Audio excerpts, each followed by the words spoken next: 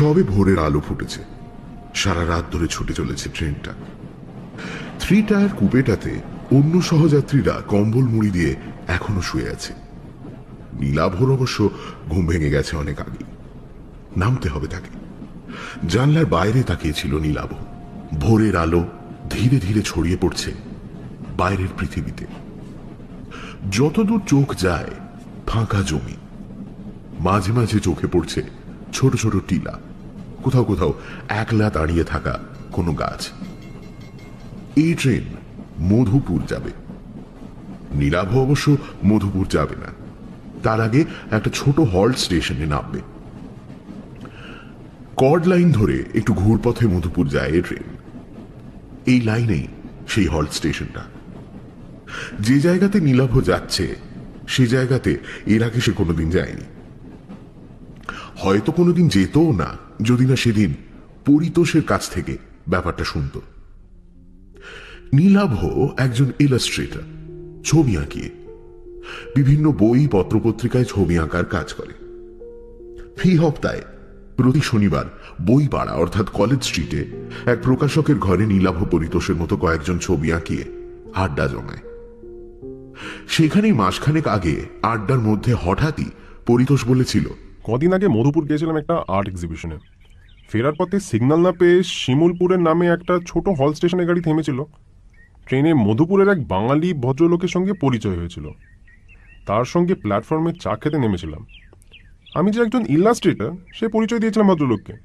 চা খেতে খেতে সেই ভদ্রলোক দূরে একটা বাড়ি দেখিয়ে বললেন, আপনি তো ইলাস্ট্রেটর, ওই যে দূরে বাড়িটা দেখছেন ওই বাড়িটাতে একটা ইলাস্ট্রেটর থাকতেন। কলকাতার নানা বড় বড় কাগজে বইপত্রে ছবি আঁকতেন ভদ্রলোক। অবধূত চাকি নাম ছিল ভদ্রলোকের।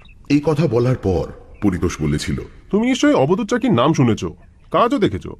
আমরা যখন ছোট ছিলাম 20-25 বছর আগে প্রায় সব কাগজেই, বিশেষত শিশু কিশোর পত্রিকায় ওর ইলাস্ট্রেশন থাকতো। যদিও ওই অবধূত চাকি নামটা নাকি আসলে ছিল ছদ্মনাম, আসল নাম জানা নেই। পরিতোষের কথা শুনে নীলাভ প্রায় লাফিয়ে উঠে বলেছিল, দেখবো না কেন, বলতে গেলে ওর কাছ থেকেই তো আমার মনে ছবি আঁকার ইচ্ছেটা জাগে। পেন ড্রয়িং করতেন, কি বলিষ্ঠ কলমের আঁচড় ছিল। নৈসর্গিক দৃশ্য হোক, ছুটন্ত ঘোড়া, তার হাতে সবকিছু যেন জীবন্ত হয়ে উঠত। জানিস, ছোটবেলায় ওর ছবিগুলো কপি করার চেষ্টা করতাম। আমার আঁকাতেও তার আঁকার খুব প্রভাব আছে, ভাবশিষ্যও বলতে পারো।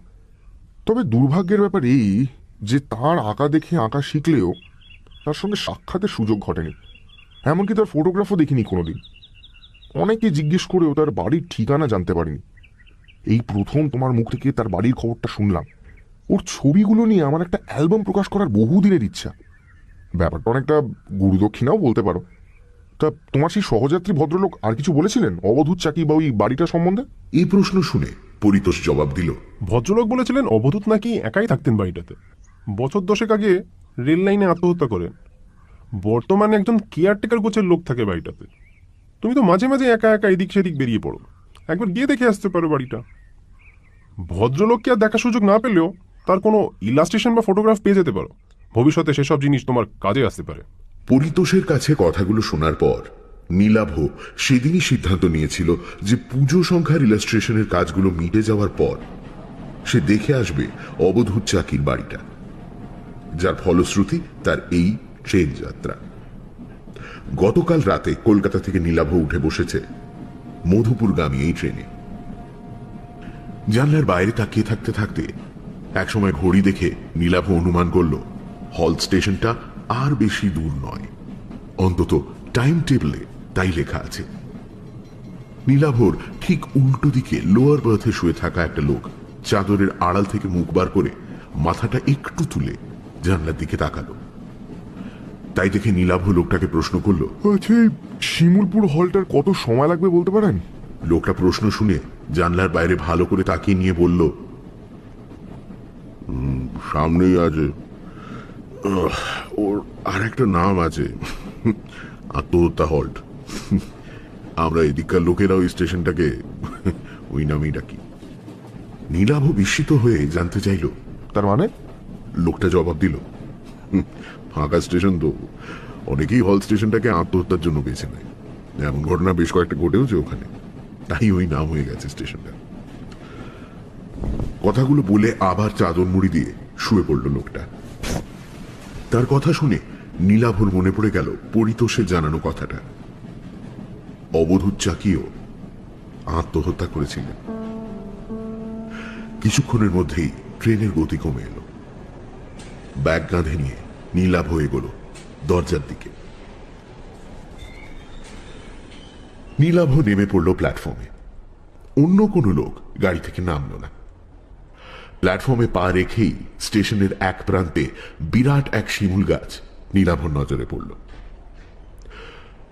হয়তোবা ওই গাছটার জন্যই এই জায়গার নাম শিমুলপুর, মনে মনে ভাবল নীলাভ। ঠিক সেই সময় উল্টো দিক থেকে একটা গাড়ি এসে থামলো প্ল্যাটফর্মের অন্য পাশে। দুজন মাত্র লোক নামলো সে ট্রেন থেকে। ভোরবেলা সারাদিনে একবার মাত্র একই সময় আপ ডাউন দুটো গাড়ি একই সময় ওখানে এসে থামে। বেশ কয়েক জোড়া এক্সপ্রেস ট্রেন এই লাইনে চললেও তারা এখানে থামে না। দুটো ট্রেনই আধ মিনিটের জন্য প্ল্যাটফর্মে থেমে পরপর হুইসল বাজিয়ে প্ল্যাটফর্ম ছেড়ে চলে গেল। ফিরতি ট্রেনটা পরদিন এই সময় এখান থেকেই ধরবে নীলাভ। আজ রাতে মাথা গোঁজার মতো একটা আস্তানা খোঁজার দরকার নীলাভর। অন্য ট্রেন থেকে যে দুজন লোক নামলো তাদের দেখে নীলাভর স্থানীয় মানুষ বলেই মনে হচ্ছে। নিজেদের মধ্যে কথা বলতে বলতে নীলাভর দিকেই আসছিল তারা। নীলাভ তাদের উদ্দেশ্যে বলল, আচ্ছা, এখানে কাছাকাছি কি থাকার জন্য কোনো হোটেল বা ধর্মশালা কিছু আছে?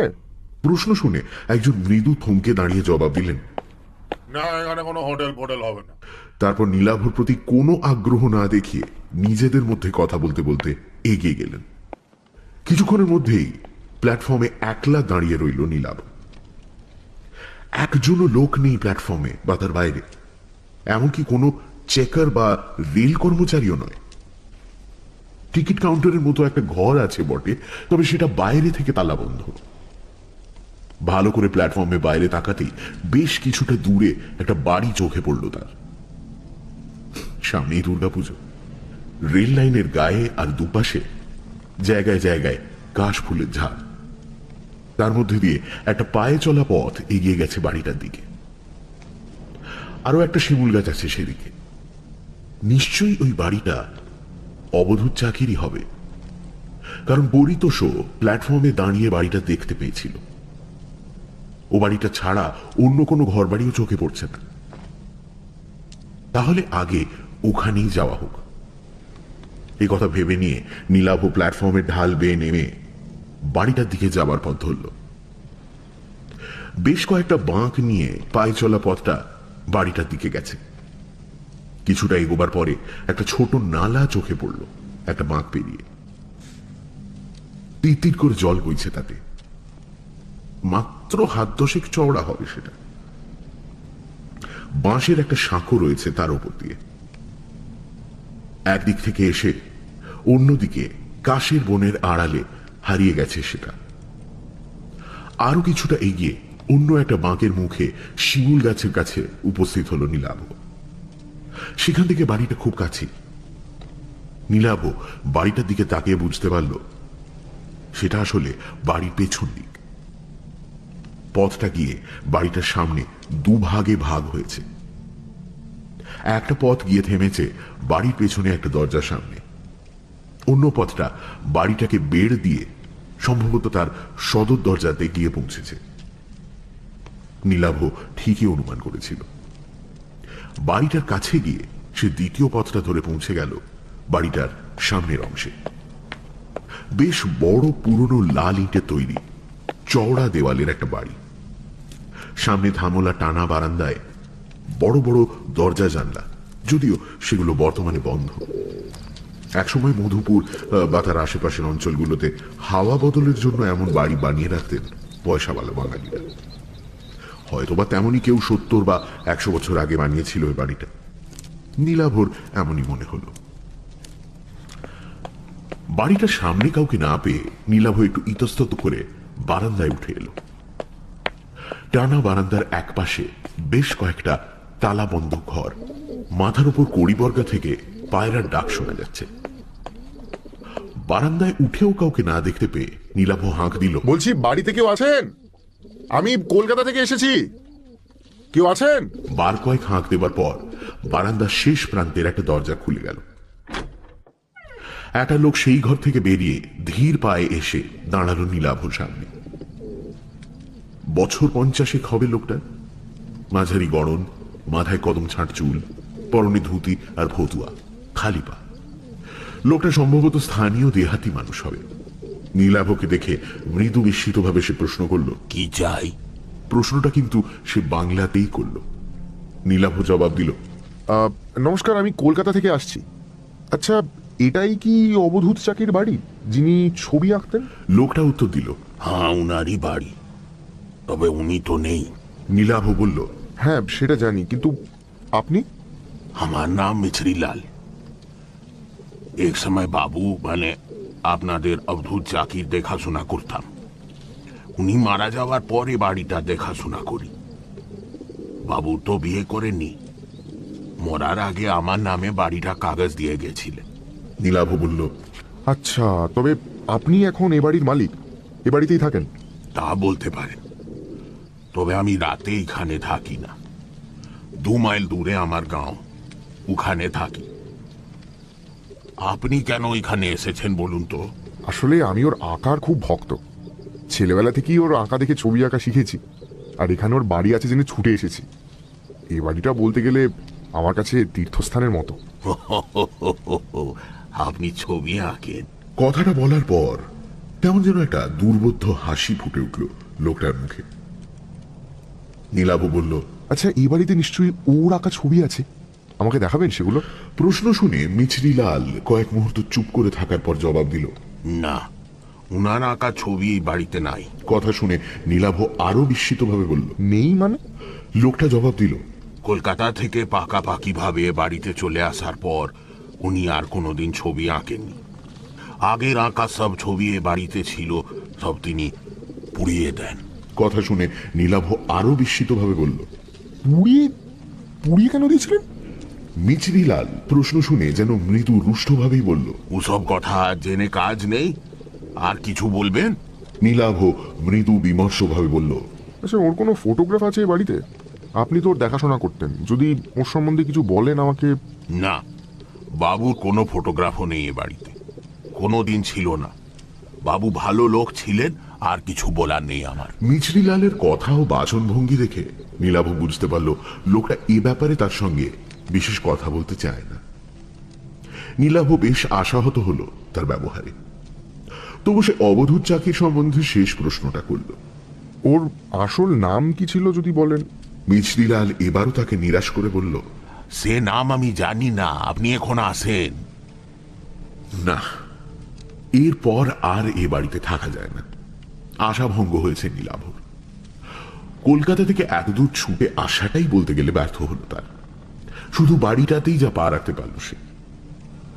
তবে আজ আর তার কলকাতায় ফেরার উপায় নেই। রাতে মাথা গোঁজার জন্য একটা আস্তানা দরকার।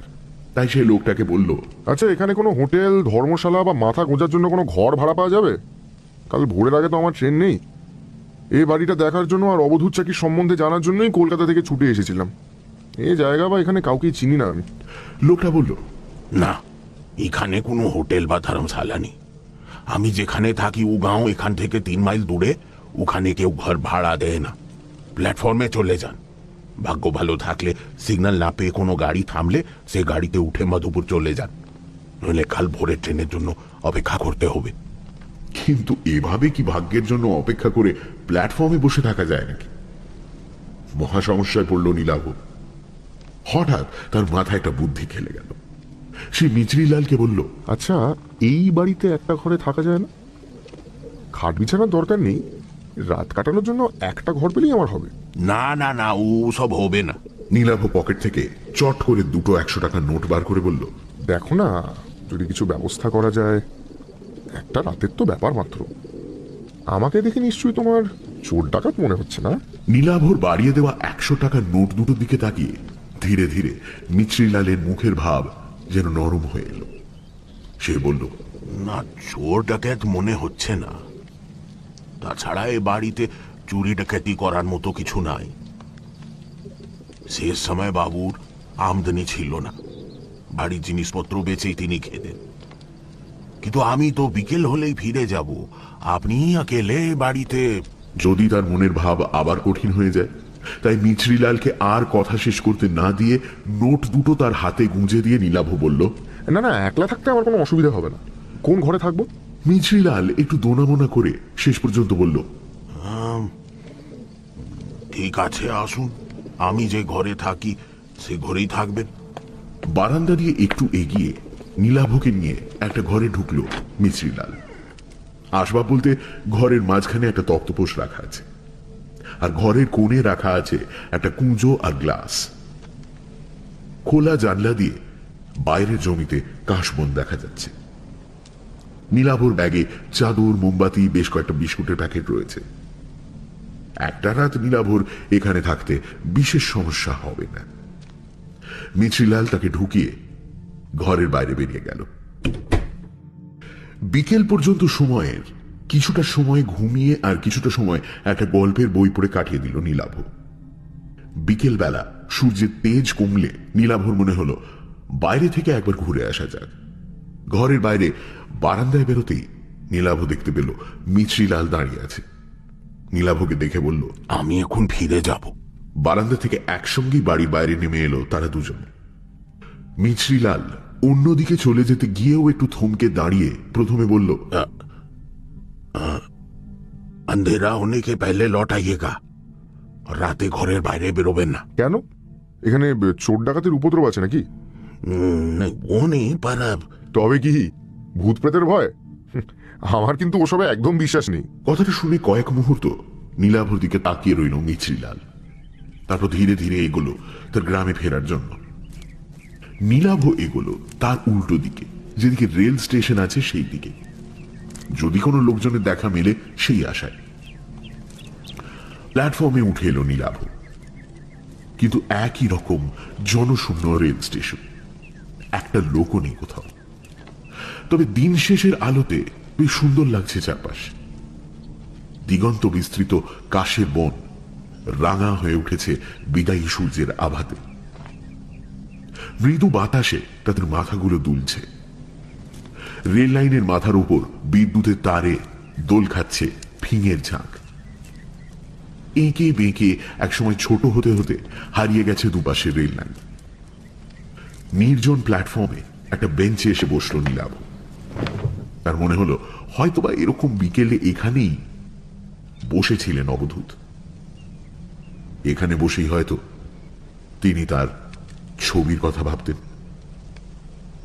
বাড়িটাতে তার কোনো ছবি না পেলেও বাড়িটা তো দেখা হলো নীলাভর, সেটাই বা কম কি। পরদিন ভোরে বাড়িটা ছাড়ার সময় মোবাইল ফোনের ক্যামেরায় বাড়িটার একটা ছবি তুলে রাখতে হবে। মনে মনে নানা কথা ভাবতে লাগলো নীলাভ। বেশ কিছুক্ষণ বেঞ্চে বসে থাকার পর নীলাভ খেয়াল করলো সূর্য প্রায় ডুবে গেছে, আলো মরে যেতে শুরু করেছে। এবার ফিরতে হবে তাকে। বেঞ্চ থেকে উঠে দাঁড়িয়ে ফেরার জন্য পা বাড়াতে যাচ্ছে নীলাভ, ঠিক সেই সময় তার চোখে পড়ল প্ল্যাটফর্মে যেদিকে শিমুল গাছটা আছে সেদিক থেকে প্ল্যাটফর্মে উঠে আসছে একজন লোক। লোকটা এগিয়ে এসে নীলাভর সামনে থমকে দাঁড়ালো। তার পরনে ধুতি পাঞ্জাবি, চোখে কালো ফ্রেমের চশমা, ফর্সা গোলগাল চেহারা। বয়স মনে হয় 60 পেরিয়ে গেছে। মাথার চুলে পাক ধরেছে। লোকটা প্রথমে হিন্দিতে জানতে চাইল, आप क्या यहाँ ट्रेन पकड़ने आए हैं? पर इतनी रात को तो यहाँ कोई ट्रेन नहीं आती। নীলাভ তার ভাঙা ভাঙা হিন্দিতেই জবাব দিল, नहीं नहीं, यहाँ एक जगह है ना, वो वहाँ मैंने रुका था। आई नो कि এখন ট্রেন নেই, তো এই বিকেলবেলা থোড়া ঘুমনে। নীলাভর অপটু হিন্দি আর তার মধ্যে বাংলা টান দেখে সম্ভবত ভদ্রলোক বুঝতে পারলেন নীলাভ বাঙালি। মৃদু হেসে বললেন, বাঙালি মনে হচ্ছে, আরে আমিও তো বাঙালি। তার কথা শুনে নীলাভ হেসে ফেলে বলল, আরে দূর মশাই, হিন্দি কি কেউ সাদা বলে নাকি? বাঙালি, কলকাতা থেকে আজই এসেছি, আবার কাল ভোরের ট্রেনেই ফিরে যাব। লোকটা এবার হাত জোড় করে নীলাভকে নমস্কার করে বলল, ও আদৌ নমস্কার, আমার নাম অনিকেত চট্টোপাধ্যায়, স্থানীয় লোক, এখানেই থাকি। আপনি কোথায় এসেছেন এখানে? নীলাভ প্রতি নমস্কার জানিয়ে বলল, নমস্কার, আমার নাম নীলাভ বাগচি। আমি ইলাস্ট্রেটর, মানে ওই বই পত্রপত্রিকায় ছবি আঁকার কাজ করি আর কি। এখানে অবধূত চাকি নামে এক বিখ্যাত শিল্পীর বাড়ি আছে। ওই যে ওইখানে যে বাড়িটা আছে ওইটা। আমি ওই বাড়িটাই দেখতে এসেছি, রাতটুকু ওখানেই থাকবো। কথাটা শুনে ভদ্রলোক বললেন, আমি এটাই অনুমান করেছিলাম যে আপনি ওখানেই এসছেন, অবধূত বাবুর বাড়ি। আচ্ছা, আপনার সঙ্গে তার পরিচয় ছিল? বিলক্ষণ ছিল। কথাটা শুনে নীলাভ আগ্রহী হয়ে বলল, তাই নাকি? তা তার সম্বন্ধে কিছু জানাবেন আমাকে। তাকে কোনোদিন না দেখলেও বলতে গেলে তিনি আমার শিক্ষাগুরু ছিলেন। পত্রপত্রিকায় ছাপা তার আঁকা দেখেই বলতে পারেন যা কিছু শিখেছি আর কি। কি আর বলবো, ভালো মানুষ ছিলেন, ভালো ছবি আঁকতেন। শেষ জীবনে অবশ্য আঁকা ছেড়ে দিয়েছিলেন। আর কিছু তার ব্যক্তিগত জীবন সম্পর্কে কোনো তথ্য? শেষ জীবনে অবসাদে ভুগছিলেন, আত্মহত্যা করেন। তবে মৃত মানুষের ব্যক্তিগত জীবন নিয়ে আমি আলোচনা করি না। তা তো বটেই নিশ্চয়ই। জানেন, অনেক আশা নিয়ে এসেছিলাম এখানে, যদি তার কোনো ছবি টবি দেখা যায়। কিন্তু তা দেখতে পেলাম কই। শুনলাম ওর সব আঁকা নাকি উনি পুড়িয়ে দিয়েছিলেন। অনিকেত বাবু প্রথমে জবাব দিলেন, ঠিকই শুনেছেন। তারপর একটু চুপ করে থেকে বললেন, তবে ওর শেষ আঁকার খাতাটা কিন্তু ওই বাড়িতেই আছে, কিছু ছবিও আছে তাতে। কথাটা শুনেই নীলাভ বিস্মিতভাবে বলল, তাই নাকি? কিন্তু ও বাড়িতে মিছরিলাল বলে যে লোকটা থাকে সে তো কিছু বললো না আমাকে। হ্যাঁ, খাতাটা আছে। মিছরিলাল খুব ভালোবাসতো অবধূত বাবুকে। ওই খাতাটাই তার কাছে অবধূত বাবুর শেষ স্মৃতি। খাতাটা পাচ্ছে কেউ হাতিয়ে নেয় বা খাতাটা যদি কোনো ক্ষতি হয়, সেই জন্য ও খাতাটা কাউকে দেখাতে চায় না। ইস, ছবিগুলো যদি একবার দেখা যেত। ভদ্রলোক কয়েক মুহূর্ত স্থির দৃষ্টিতে নীলাভর দিকে তাকিয়ে থেকে বললেন, আপনি ছবির খাতাটা সত্যি দেখতে চান? তাহলে সে ব্যবস্থা আমি করতে পারি। নীলাভ বলে উঠল, হ্যাঁ, অবশ্যই দেখতে চাই। আপনি আপনি ব্যবস্থা করবেন? তার আঁকা দেখার জন্য যখন আপনি এত দূর ছুটে এসেছেন, তখন সে সাহায্য আমি না হয় করব। ও বাড়ির কোন ঘরে কোথায় খাতাটা রাখা আছে আমি জানি। আপনি বাড়ি ফিরে যান, রাতে আমি ওই বাড়ি যাচ্ছি, জেগে থাকবেন। আমি যে কিভাবে আপনাকে ধন্যবাদ জানাবো আমি ঠিক। কথাটা শুনে ভদ্রলোক হেসে বললেন, আগে ছবিগুলো দেখুন, তারপর ধন্যবাদ দেবেন। আমি এখন আসি, রাতে দেখা হচ্ছে। হ্যাঁ, গুড নাইট। এই বলে ভদ্রলোক প্ল্যাটফর্মের অন্য দিকে হাঁটতে শুরু করলেন। সন্ধে নামতে শুরু করেছে। নীলাভ এবার প্ল্যাটফর্ম ছেড়ে এগোলো বাড়িটাতে ফেরার জন্য। সে যখন ঘরটাতে ফিরে এলো, ঠিক তখন বাইরে ঝুপ করে অন্ধকার নামল। ঘরে ঢুকে মোমবাতি জ্বালিয়ে বসলো নীলাভ। একসময় বাইরে ধীরে ধীরে অন্ধকার কেটে গিয়ে চাঁদ উঠতে শুরু করলো। অনিকেত বাবুর জন্য প্রতীক্ষা করতে লাগলো সে। সময় এগিয়ে চলল, 7টা, 8টা, কিন্তু ভদ্রলোকের দেখা নেই। বাইরে গোল চাঁদ ধীরে ধীরে মাথার উপর উঠতে লাগলো। রাত 9টা যখন বাজলো, তখন নীলাভর মনে হতে লাগলো হয়তো ভদ্রলোক আর নাও আসতে পারেন। হয়তো তিনি নীলাভকে বাইরের লোক দেখে মশকরা করেছেন, অথবা কোনো কাজে আটকে পড়েছেন। একটা দোলাচলের মধ্যে তবু নীলাভ তার অপেক্ষা করতে লাগল। কিন্তু আরো ঘন্টা দুয়েক সময় যখন অতিক্রান্ত হলো, তখন নীলাভ অনুমান করলো ভদ্রলোক আর আসছেন না। পরদিন কাক ভোরে তাকে ট্রেন ধরতে হবে, কাজেই কিছু খেয়ে শুয়ে পড়াই ভালো। নীলাভ ধীরে সুস্থে সঙ্গে আনা এক প্যাকেট বিস্কুটের মিষ্টি খেল। রাতে ঘুমোবার আগে রোজ মিনিট 10 পায়াচারি করা অভ্যেস তার। ঘরটা বেশ বড়, ঘরের মধ্যে হাঁটার কাজ সেরে নিল সে।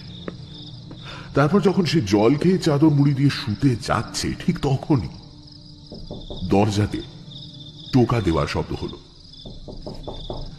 বাইরে থেকে একটা গলা শোনা গেল, নীলাভ বাবু, নীলাভ বাবু, জেগে আছেন? আমি এসেছি।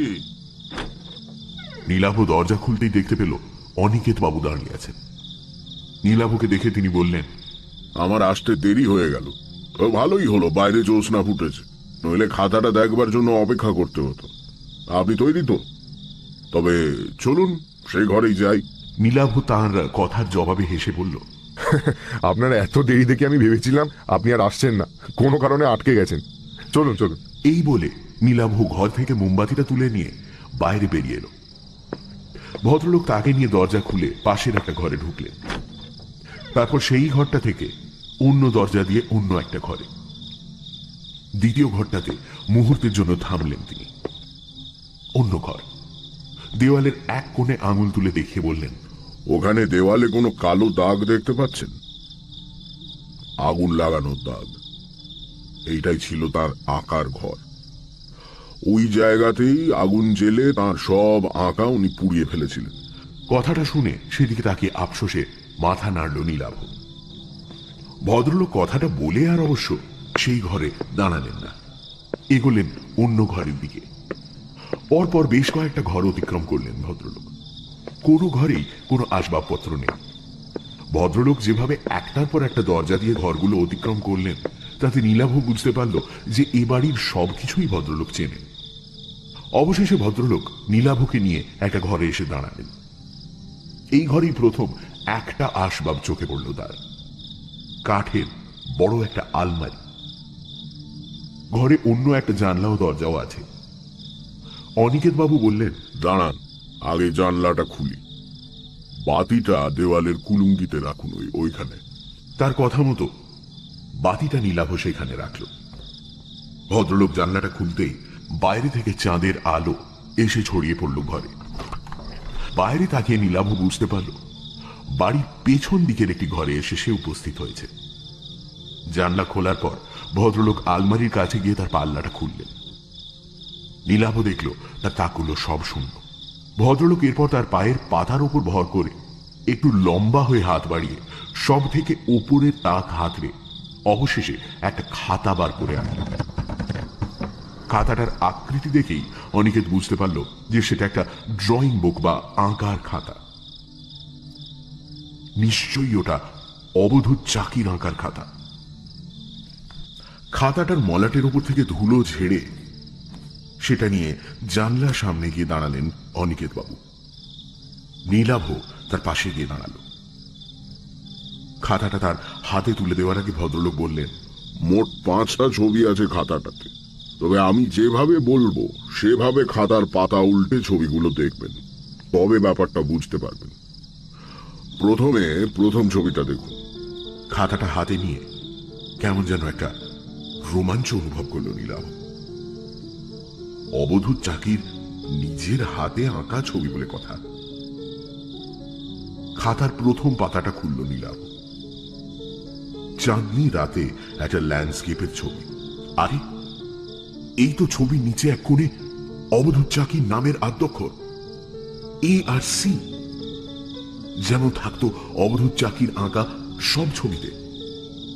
জ্যোৎস্না আলোতে বিধৌত চরাচর, কাশের বন, তার পাশ দিয়ে এঁকে বেঁকে হারিয়ে যাওয়া রাস্তা কালির আঁচড়ে জীবন্ত করে তুলেছেন শিল্পী। চাঁদটা এত সুন্দর যেন সে সত্যি খাতার ভেতর থেকে আলো ছড়াচ্ছে। তন্ময়ভাবে খাতাটার দিকে তাকিয়ে রইল নীলাভ। এমন সময় অনিকেত বাবু বললেন, একবার জানলার বাইরে তাকান। নীলাভ তাকাল। তারপর ব্যাপারটা বুঝতে পেরে হতবাক হয়ে গেল বিস্ময়। বাইরের দৃশ্যটাই যেন ক্যামেরাতে তোলা ফটোগ্রাফের মতো নিখুঁত ভাবে ধরা আছে খাতাটায়। একই কাশের বন, তার মাঝখান দিয়ে এঁকে বেঁকে চলা রাস্তার প্রতিটা বাঁক, এমনকি এই মুহূর্তে চাঁদের অবস্থানটাও হুবহু একই রকম। যেন এই মুহূর্তে ওখানে দাঁড়িয়েই ছবিটা এঁকেছেন শিল্পী। নীলাভ বলল, অবিশ্বাস্য, অবিশ্বাস্য। অনিকেত বাবু বললেন, এর পরের ছবিগুলো বোঝার জন্য আমাদের বাইরে যেতে হবে। ঘরের পেছনে দরজাটা খুলে রাস্তায় নামলেন ভদ্রলোক। নীলাভ খাতাটা নিয়ে তাকে অনুসরণ করল। কিছুটা পথ হেঁটে তারা এসে দাঁড়ালো বাড়িটার কাছাকাছি যে শিমুল গাছটা আছে তার নিচে। ভদ্রলোকের নির্দেশে দ্বিতীয় পাতাটা খুলল নীলাভ। এবারও বিস্ময়ের সীমা রইল না তার। যেন এখনই আঁকা হলো ছবিটা। সেখানে দাঁড়িয়ে পেছনের দিকে বাড়িটা, আর একটু এগিয়ে সাঁকোটা যেমন ভাবে দেখা যাচ্ছে খাতাতেও হুবহু যেন তেমনই আঁকা। এমনকি বাড়ির পেছনের দরজাটা যে খোলা তাও ছবিটাতে স্পষ্ট বোঝা যাচ্ছে। ভদ্রলোক তাকে কেন বাইরে আনলেন তা এবার বুঝতে পারল নীলাভ। শিমুল গাছের তলা ছেড়ে তারা এরপর এগোলো সামনের দিকে। এসে থামল সাঁকোটার ওপর। তৃতীয় পাতার ছবিটার সাথে এই জায়গার হুবহু মিল। বাড়িটা অনেক দূরে সরে গেছে। রেল লাইনের দিকটা কিছুটা চোখে পড়ছে এবার। অনিকেত বাবু বললেন, চাঁদের অবস্থানটা খেয়াল করুন। আমাদের এগোবার কারণে আমাদের কাছে চাঁদের অবস্থান যেমন বদলাচ্ছে, ছবিতেও কিন্তু তেমনই বদলাচ্ছে। নীলাভ বুঝতে পারল ভদ্রলোকের কথাগুলো 100% সত্যি। কিন্তু এই মুহূর্তে এখানে দাঁড়িয়ে কেউ যদি ছবিটা না আঁকে তবে তা কিভাবে সম্ভব? অনিকেত বাবু যেন মৃদু হাসলেন। ছবির অন্য পাতা দুটো দেখার আকর্ষণে নীলাভ আবার অনুসরণ করল তাকে। তারা এরপর যে জায়গায় এসে দাঁড়ালো সেখান থেকে প্ল্যাটফর্ম আর রেল লাইন স্পষ্ট দেখা যাচ্ছে। অনেক পেছনে দেখা যাচ্ছে ফেলে আসা বাড়িটা। চতুর্থ ছবিটাতে তেমনই আঁকা রয়েছে, যেন সময়ের সাথে সাথে খাতার পাতায় ছবি এঁকে চলেছে কেন। নীলাভর বিস্ময়ের সীমা নেই বুঝতে পেরে অনিকেত বাবু এবার স্পষ্ট হেসে বললেন, এই খাতার শেষ ছবিটাই আসল ছবি। সেটা দেখলে বুঝতে পারবেন ছবি কতটা জীবন্ত হয়ে উঠতে পারে। কত বড় শিল্পী ছিলেন অবধূত। এই বলে তিনি এগোলেন রেল লাইনের দিকে। শেষ ছবিটা দেখার অমোঘ আকর্ষণে মন্ত্রমুগ্ধের মতো তার পেছনে হাঁটতে লাগলো নীলাভ। রেল লাইনে উঠে এল তারা। অনিকেত বাবু বেশ কিছুটা দূরে রেল লাইনের গায়ে একটা ইলেকট্রিক পোস্ট দেখিয়ে দিয়ে বললেন, রেল লাইনের মধ্যে দিয়ে হাঁটতে হাঁটতে সোজা ওই পোস্টের সামনে গিয়ে লাইনের মাঝখানে দাঁড়িয়ে খাতাটা খুলবেন। তিনি যে কত বড় শিল্পী ছিলেন তবে তা বুঝতে পারবেন। আর এই শিল্পীকে একসময় অন্যের ছবি চুরি করার, কপি করার জন্য অপমান করেছিল একদল লোক। অবধূত চাকির কারো ছবি কপি করার প্রয়োজন হতো না। নীলাভ বিস্মিত হয়ে ভদ্রলোকের শেষ কথাগুলো শুনল। এরপর তিনি বললেন, যান, ওই জায়গাতে গিয়ে শেষ ছবিটা দেখে আসুন। রেল লাইনের পাথরের ওপর দিয়ে আমার হাঁটতে অসুবিধা হয়, নইলে সঙ্গে যেতাম। নীলাভ একটা তীব্র আকর্ষণ অনুভব করছে শেষ ছবিটা দেখার জন্য। কি আছে সেই ছবিতে? ভদ্রলোকের কথা মতো নীলাভ খাতাটা নিয়ে এগোলো রেল লাইনের মধ্যে দিয়ে। নির্দিষ্ট জায়গাতে গিয়ে নীলাভ দুটো লাইনের মাঝখানে দাঁড়িয়ে খাতাটা খুলল। তার সামনে দিয়ে যেভাবে রেল লাইনটা চলে গেছে সেইভাবেই খাতায় আঁকা হয়েছে, যেন এই জায়গায় দাঁড়িয়েই ছবিটা আঁকা। ছবিতে আঁকা আছে দূর থেকে একটা ট্রেন যেন সামনের দিকে এগিয়ে আসছে। রেল লাইনে ছড়িয়ে পড়েছে তার আলো। কয়েক মুহূর্ত সেই ছবিটার দিকে তাকিয়ে থাকার পর নীলাভর মনে হতে লাগলো ছবির ট্রেনটা যেন ক্রমশ এগিয়ে আসছে। তার আলো যেন ক্রমশ বড় উজ্জ্বল হতে শুরু করেছে। আলোয় ভরে যাচ্ছে খাতাটা। ট্রেনটা যেন খাতা ফুঁড়ে বাইরে বেরিয়ে আসতে চলেছে। আর এরপরেই রেলগাড়ির প্রচন্ড ঝমঝম শব্দ শুনে চমকে সামনে তাকাতেই নীলাভ দেখতে পেল তার সামনে এসে পড়েছে একটা ট্রেন। হাত কুড়ি মতো ব্যবধান। ট্রেনের উজ্জ্বল আলোতে চোখ ধাঁধিয়ে গেল তার। আর তার পর মুহূর্তে এক ঝটকায় কে যেন তার হাত টেনে লাইনের বাইরে তাকে ছিটকে ফেলল। মুহূর্তের জন্য মৃত্যুকে ফাঁকি দিল নীলাভ। নীলাভ সামনে দিয়ে দুরন্ত গতিতে ছুটে বেরিয়ে যাচ্ছে। সাক্ষাৎ মৃত্যু। মাঝরাতে এক্সপ্রেস ট্রেন। যে হাতটা নীলাভকে মৃত্যুর মুখ থেকে বাঁচালো সেই হাতটাই আবার নীলাভকে টেনে দাঁড় করালো। মিছরিলালের হাত। মিছরিলাল দাঁড়িয়ে আছে তার পাশে। মৃত্যুর মুখ থেকে সদ্য ফিরে আসা নীলাভ হতভম্ব। নীলাভদের সামনে দিয়ে ট্রেনটা দ্রুত গতিতে সরে যাবার পরেই সে দেখতে পেল লাইনের ওপাশে দাঁড়িয়ে আছেন অনিকেত বাবু। নীলাভকে জীবন্ত দেখে তার চোখে মুখে যেন ফুটে উঠেছে বিস্ময় মিশ্রিত ঘৃণার ভাব। রেল লাইনের পাশেই পড়েছিল আঁকার খাতাটা। মিছরিলাল সেটা মাটি থেকে কুড়িয়ে নিতেই রেল লাইনের ওপাশ থেকে ভদ্রলোক বললেন, মিছরিলাল, খাতাটা আমায় ফেরত দাও। মিছরিলাল জবাব দিল, না, এ খাতা আমি দিব না বাবু। প্রতিশোধ নেওয়া তো অনেক হলো, এ কাজ আমি করতে দিব না আপনাকে। অনিকেত বাবু এবার পাথর স্বরে বলে উঠলেন, না না, তুমি খাতাটা আমায় দাও। তুমি খাতাটা আমায় দাও। তুমি জানো না এই শহরের মানুষগুলো আমায় কত অপমান করেছে। উল্টো দিক থেকে আর একটা এক্সপ্রেস ট্রেন আসছে। তার আলোতে আলোকিত হয়ে উঠেছে রেল লাইন। লাইনের দুপাশে দাঁড়ানো নীলাভ, মিছরিলাল আর অনিকেত বাবুকে দেখতে পেয়েই মনে হয় ঘন ঘন হুইসেল বাজাচ্ছে ট্রেনের চালক। অনিকেত বাবুর কথার জবাবে মিছরিলাল বলে উঠল, আমি সব জানি বাবু, সেজন্য দুঃখ আমার কম নয়, কিন্তু আর নেই।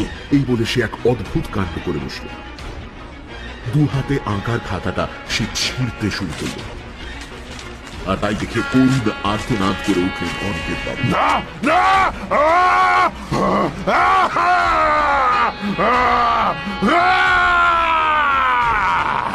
তারপর রেল লাইনে উঠে পাগলের মতো ছুটতে শুরু করলেন দানবের মতো ছুটে আসা ট্রেনটার দিকে। ট্রেনটা এসে পড়ল ভদ্রলোকের ওপর। ভয়ঙ্কর দৃশ্যটা না দেখার জন্য শেষ মুহূর্তে চোখ বুঝে ফেলেছিল নীলাভ। ভদ্রলোকের শেষ আর্তনাদ যেন একবার সে শুনতে পেল। তারপর ট্রেনের ঝমঝমানি আর হুইসেলের শব্দে ঢাকা পড়ে গেল সবকিছু। ট্রেনটা বেশ দূরে চলে যাবার পর চোখ মেলল নীলাভ। তার পাশে দাঁড়িয়ে মিছরিলাল। তাদের চারপাশে ছড়িয়ে আছে ছেঁড়া খাতার টুকরোগুলো। নীলাভ ভয়ে ভয়ে তাকালো কিছুটা দূরে, যেখানে অনিকেত বাবুর ছিন্ন ভিন্ন দেহটা পড়ে থাকার কথা সেই জায়গাতে। কিন্তু সেখানে লাইন বা তার আশেপাশে কিছুই পড়ে নেই। তার মনের অবস্থা বুঝতে পেরে সম্ভবত মিছরিলাল বলল, না, ওখানে কেউ নেই, থাকার কোথাও নয়। তবে ঠিক ওই জায়গাতেই বাবু একদিন আত্মহত্যা করেছিলেন। তার মানে আমার সঙ্গে আপনি এবার বাড়িটাতে ফিরে চলুন, ওখানে গিয়ে সব বলছি আমি আপনাকে। নীলাভর মাথার ভেতর যেন সব তালগোল পাকিয়ে যাচ্ছে। মিছরিলালের পেছনে টলতে টলতে সে এগুলো বাড়িটার দিকে। বাড়ি ফিরে সেই পেছনের ঘরটাতেই বসলো তারা। বড় মোমবাতিটা তখনও জ্বলছে। ঘরটাতে ঢুকে ধাতস্থ হতে বেশ অনেকটা সময় নিল নীলাভ। মিছরিলাল বাড়ির ভেতরে কোথা থেকে যেন জল এনে খাওয়ালো নীলাভকে। মোমবাতির আলোতে বিষণ্ণ মিছরিলালের মুখ। এক সময় সে বলতে লাগলো তার কথা, টুকরো টুকরো কথা, দীর্ঘক্ষণ থেমে থেমে। আপনি তো জানেন বাবু বড় শিল্পী ছিলেন, ওনার খ্যাতি ছড়িয়ে পড়েছিল চারপাশে, কিন্তু ও খ্যাতি ওনার কাল হল। একদল শিল্পী বাবু সে জ্বলতে থে। তাদের মধ্যে অনেকে বাবু নিজে আঁকা শিখিয়েছিলেন, কাজ পাইয়ে দিয়েছিলেন, কিন্তু ওনারা বাবুর বিরুদ্ধে ষড়যন্ত্র করতে লাগে। বাবু একবার একটা ছবি এঁকেছিলেন, তারা প্রচার করলো সেটা নাকি এক বিখ্যাত শিল্পীর ছবি থেকে চুরি করে আঁকা। বাবু সে শিল্পীর ছবি কোনোদিন দেখেনি, पर कोई कारण से দুটো ছবির মধ্যে একটু মিল ছিল, কিন্তু বাবুর কথা কেউ বিশ্বাস করলো না। কোনো अखबारे নাকি লেখা হলো বাবু চুরি করে ছবি আঁকেন। লজ্জায় অপমানে ঘৃণায় বাবু ছবি আঁকা ছেড়ে দিলেন, নিজের সব ছবি পুড়িয়ে দিলেন। আর তার মধ্যে প্রচন্ড একটা আক্রোশ তৈরি হলো শহরের মানুষের বিরুদ্ধে, বিশেষ করে যারা ছবি আঁকেন তাদের বিরুদ্ধে। আত্মহত্যা করার আগে শেষ ওই খাতাটায় ছবি এঁকেছিলেন। আমাকে বলেছিলেন আমি কত বড় শিল্পী ছিলাম, তাই এই খাতাটা ও ভবিষ্যতে বুঝিয়ে দিবে। এই বলে বাবু চলে গেলেন। শেষ ছবিটা আঁকার পরদিনই তিনি রেল লাইনে আত্মহত্যা করলেন। তাঁর কথা সেদিন বুঝতে পারিনি, বাদ মে বুঝেছিলাম। এই খাতাটা অনেককে টেনে নিয়ে গেছে মৃত্যুর দিকে। লোকে ভাবে ব্যাপারটা আত্মহত্যা, কিন্তু আসল ব্যাপারটা তার নয়। আমি গরিব মানুষ, আপনি টাকাটা দেখাতে আমি লোভে পড়ে গেছিলাম, কিন্তু মনের মধ্যে একটা সন্দেহ ছিল। তাই মাঝরাতে আবার বাড়িতে ফিরে এলাম, দেখলাম আপনি নেই। ও কি হতে পারে তা অনুমান করে আমি পৌঁছে গেছিলাম রেল লাইনের ধারে। अगर मैं आज वहां ना होता तो তবে তবে ওই অনিকেত বাবু। উনি বাবু। হ্যাঁ, নীলাভ এবার খেয়াল করল অনিকেত চট্টোপাধ্যায় আর অবধূত চাকি, তাদের নামের আদ্যক্ষর একই, এসি। সেজন্যই নিশ্চয়ই আদ্যক্ষরে মিল থাকা ছদ্মনাম নিয়েছিলেন তিনি। ছবির নিচে স্বাক্ষর করতেন এসি লিখে। মিছরিলাল বলল, ঘটনাগুলো ঘটার পর কিন্তু খাতাটা আবার এই আলমারির তাকে अपने आप से ফিরে আসতো। অনেকবার ভেবেছি খাতাটা নষ্ট করে দেব, কিন্তু পারিনি। বাবুর শেষ আঁকা, শেষ স্মৃতি। लेकिन आज আমি এই কাজ করলাম, नहीं तो एक खाता আরো অনেক মানুষকে টেনে নিয়ে যাবে রেল লাইনে। बदला बड़ो भयंकर जिनिस बाबू, इससे किसी का भला नहीं होता। নীলাভ নিশ্চুপ। মোমবাতিটা এবার শেষ হয়ে এসেছে। নিভে যাওয়ার আগে আলোর শিখাটা কাঁপছে। সেই আলো এসে পড়েছে মিছরিলালের মুখে।